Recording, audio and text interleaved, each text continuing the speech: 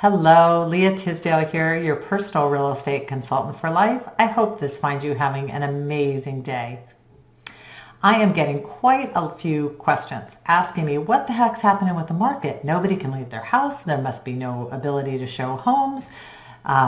Is the market tanking? What's happening? And those are really great questions because some of you are thinking about, should I buy now? Is it an amazing opportunity? Should I sell? Should I get the heck out of Dodge? Or I don't want to sell if the market is down. What the heck's happening? So that's what we're going to talk about today. I thought I'd give you a little peek underneath the data that I watch every single day. Now, of course, one day to the next, you don't make a strategy based on that. But I've been tracking, I look at it every day, but I'm tracking kind of week by week. What am I seeing? And I think you might be a little surprised. So first, let's talk about new listings coming on.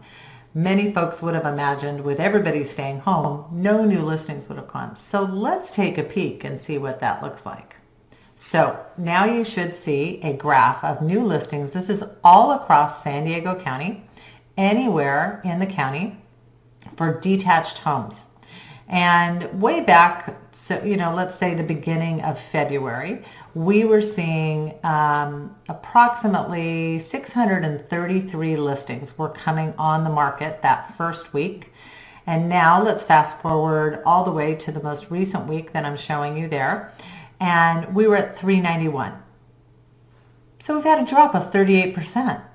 Not bad considering that we have that everyone's been at home. So 38% down on listings. Certainly not way down.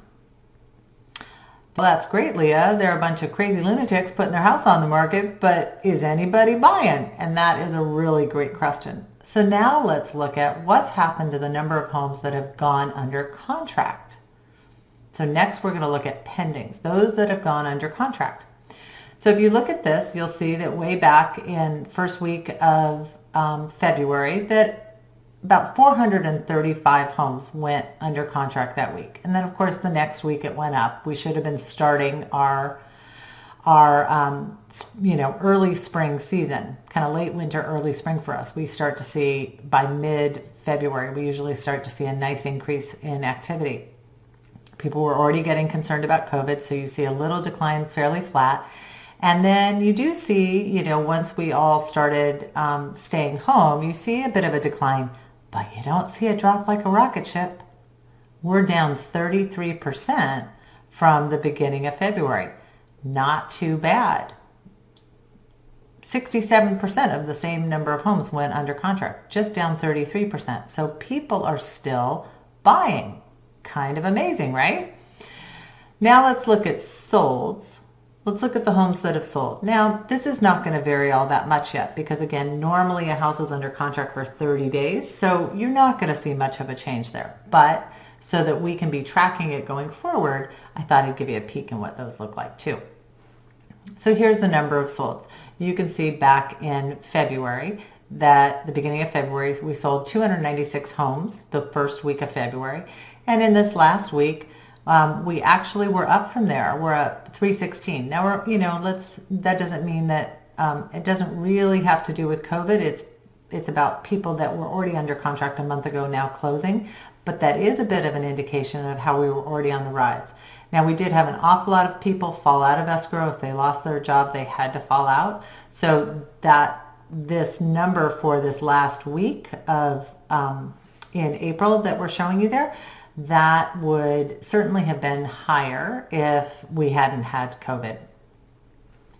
So then the next thing we're going to just take a peek at is I'm tracking how many homes were listed and they came off the market. They took themselves off. Now we would expect quite a few homes to come off the market once COVID happened, but I want to be tracking it going forward so I can see what the pace differential is. So I'm just going to give you a little peek into that. So now let's look at that. So things can expire or they can cancel their listing or they withdraw them. I'm not going to get into the weeds about what the difference is.